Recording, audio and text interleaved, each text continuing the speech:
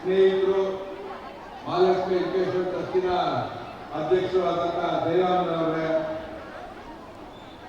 ಈ ಭಾಗದ ಮಂಡಲದ ಅಧ್ಯಕ್ಷರಾದ ಡಾಕ್ಟರ್ ನಾಗೇಂದ್ರ ಅವರೇ, ನಿಕಟಪೂರ್ವ ಅಧ್ಯಕ್ಷರುಗಳಾದಂಥ ಶ್ರೀ ರಾಜೇಂದ್ರ ಶೆಟ್ಟಿ ಅವರೇ, ಪ್ರಸನ್ನ ಅವರೇ,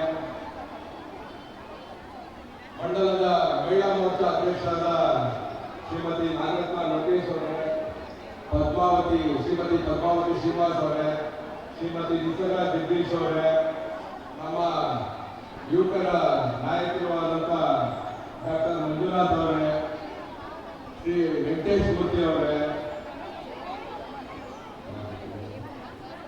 ಮಾಜಿ ಮಹಾನಗರ ಪಾಲಿಕೆ ಸದಸ್ಯರಾದಂಥ ಶ್ರೀ ಮಾರಣ್ಣ ಅವರೇ, ಶಿವಾನಂದ ಮೂರ್ತಿ ಅವರೇ, ವೆಂಕಟೇಶ್ ಮಾವ ಅವರೇ, ನಿಸರ್ಗ ಜಗದೀಶ್ ಅವರೇ, ಅಭಿನ್ ಆರಾಧ್ಯ ಅವರೇ, ಜಯಶ್ರೀಮಾ ಅವರೇ,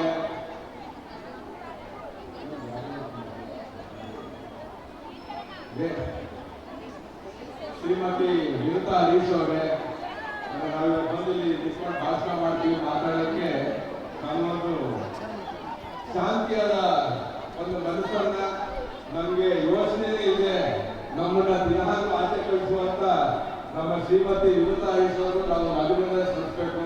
ಯಾಕಂದ್ರೆ ನಾವು ಇಷ್ಟು ಚೆನ್ನಾಗಿ ಭಾಷಣ ಮಾಡ್ತೀವಿ ಅಂದ್ರೆ ಮನೇಲಿ ಏನು ಪ್ರಾಬ್ಲಮ್ ಕೊಡಲ್ಲ ಅಂತ. ಇವತ್ತು ವಿಶೇಷವಾಗಿ ಮಹಿಳಾ ದಿನಾಚರಣೆ. ಈ ಪ್ರಪಂಚದಲ್ಲಿ ಇಬ್ಬರು ಮಾತ್ರ ಸೃಷ್ಟಿ ಮಾಡುವಂತ ಒಂದು ಕ್ರಿಯೆಯನ್ನ ಮತ್ತು ಶಕ್ತಿಯನ್ನ ಕೊಡ್ತಾನೆ ದೇವರು. ಯಾರಪ್ಪ ಅಂದ್ರೆ ಒಂದು ಪ್ರಕೃತಿಗೆ, ಇನ್ನೊಂದು ಮಹಿಳೆಯರಿಗೆ ಮಾತ್ರ. ಯಾರು ಪ್ರಪಂಚದಲ್ಲಿ ಆ ಶಕ್ತಿಯನ್ನ ಕೊಟ್ಟಿಲ್ಲ ಸ್ನೇಹಿತರೆ.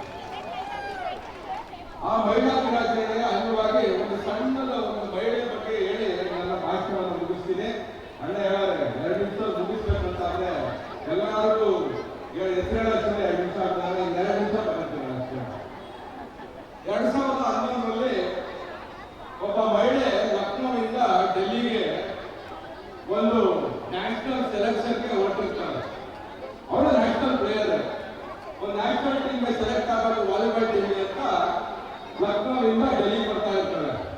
ಮಧ್ಯದಲ್ಲಿ ಅವಳಿಗೆ ಟಿಕೆಟ್ ಸಿಕ್ಕಿರಲ್ಲ, ಕನ್ಫರ್ಮ್ ಟಿಕೆಟ್ ಇರಲ್ಲ. 3rd ಕ್ಲಾಸ್ ಕಂಪಾರ್ಟ್ಮೆಂಟ್ ಅಲ್ಲಿ ಹೊರಟಿರ್ತಾರೆ.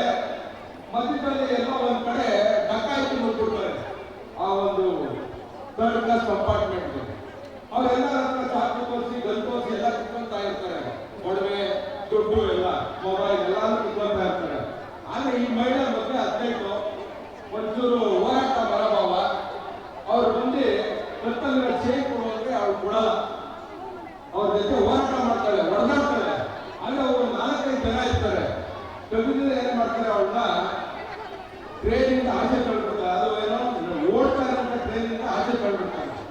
ಕಳ್ಳಿದ ಮೇಲೆ ಅವರು ಹಳ್ಳಿಗಳು ಬಿಟ್ಟಾಗ ಜ್ಞಾನ ತಪ್ಪೋಗ್ಬಿಡುತ್ತೆ. ಅವಳು ಬಿದ್ದಿದ್ದು ರಾತ್ರಿ 1 ಗಂಟೆಗೆ. ಬೆಳಗಿನ ಜಾವ 5:30ವರೆಗೂ ತಮ್ಗೆ ಗೊತ್ತಿರಲಿ 49 ಟ್ರೈನು ಅವಳ ಮೈ ಮೇಲೆ ಹರಿದಿರುತ್ತೆ, ಅವಳ ಕಾಲದಲ್ಲಿ ಹರಿದಿರುತ್ತೆ. 49 ಟ್ರೈನ್. ಬೆಳಿಗ್ಗೆ ಯಾರೋ ವಾಕಿಂಗ್ ಹೋಗೋರು ನೋಡಿ ಇಮಿಡಿಯೇಟ್ ಸ್ಟೇಷನ್ ಮಾಸ್ಟರ್ ಹೇಳ್ತಾರೆ. ಆ ಸ್ಟೇಷನ್ ಮಾಸ್ಟರ್ ಓಡ್ಕೊಂಡು ನೋಡಿ ಇನ್ನ ಜೀವ ಇರುತ್ತೆ ಅವರಿಗೆ. ಆಸ್ಪತ್ರೆಗೆ ತಗೊಂಡೋಗ್ತಾರೆ, ಜಿಲ್ಲಾ ಆಸ್ಪತ್ರೆಗೆ. ಅದು ತಗೊಂಡಾಗ ಅವ್ರು ಹೇಳ್ತಾರೆ ಅದೇ ಶಿಕ್ಷಣ ಏನ್ ಮಾಡೋದು ಅಂತ. ಪರವಾಗಿಲ್ಲ, ನಾನು ಬದುಕಬೇಕು ಅಂತೇಳಿ ಆ ಮಹಿಳೆ 2 ಕಾಲನ್ನ ತೆಗಿತಾರೆ. ಅಲ್ಲಿಂದ ಏಮ್ಸ್ ಡೆಲ್ಲಿ ತಗೊಂಡು ಹೋಗ್ತಾರೆ. ಸುಮಾರು 8-9 ತಿಂಗಳು ಏಮ್ಸ್ ಇರ್ತಾರೆ. ಅಲ್ಲಿ ಅವಳು ರಿಕವರ್ ಆಗ್ತಾ ಇರೋ ಸಂದರ್ಭದಲ್ಲಿ ಅವಳು ಮನ್ಸ್ಪಾಟ ಏನೋ ಮಾಡ್ಬೇಕಾಗುತ್ತೆ. ಅವಳು 2 ಕಾಲ ತೆಗೆದಿರೋಳು ಸರಿಯಾಗಿ ಪಿಕ್ಚರ್ ಇಟ್ಕೊಂಡು ಫಸ್ಟ್ ಯಾರು ಹೋಗ್ತಾಳೆ ಅಂದ್ರೆ ಬಚೇಂದ್ರಿ ಪಾಲ್ ಅಂತ. ಯಾರು ಬಚೇಂದ್ರಿ ಪಾಲ್? ಮೌಂಟ್ ಎವರೆಸ್ಟ್ ನ ಮೊಟ್ಟ ಮೊದಲನೆಯ ಭಾರತೀಯ ಮಹಿಳೆ ಏರಿದಂತ ಬಚೇಂದ್ರಿ ಪಾಲ್ ಮನೆಗೆ ಹೋಗ್ತಾಳೆ. ಅಲ್ಲೋಗಿ ಹೇಳ್ತಾಳೆ, ನಾನು ಮೌಂಟ್ ಎವರೆಸ್ಟ್ ಏರಬೇಕು, 2 ಕಾಲ ನಾನು ಏರ್ತೀನಿ ಅಂತ. 1 ವರ್ಷ 1.5 ವರ್ಷ ಸತತವಾದ ಪ್ರಯತ್ನ ಪ್ರಾಕ್ಟೀಸ್ ಮಾಡಿ 2 ಕಾಲಿಂದ ಮೌಂಟ್ ಎವರೆಸ್ಟ್ ಎತ್ತಿ ಇಡೀ ವಿಶ್ವದಲ್ಲೇ ಮೊದಲನೇ ಆಂಪುಟಿ ಅಂದ್ರೆ 2 ಕಾಲಿರುವಂತ ಮಹಿಳೆ ಎವರೆಸ್ಟ್ ಹತ್ತಿ ಯಾರಪ್ಪ ಅಂದ್ರೆ ಅರುಣಿಮಾ ಸಿನ್ಹಾ ಅಂತ ಇವತ್ತು ಗೊತ್ತಿದ್ದಾಳೆ.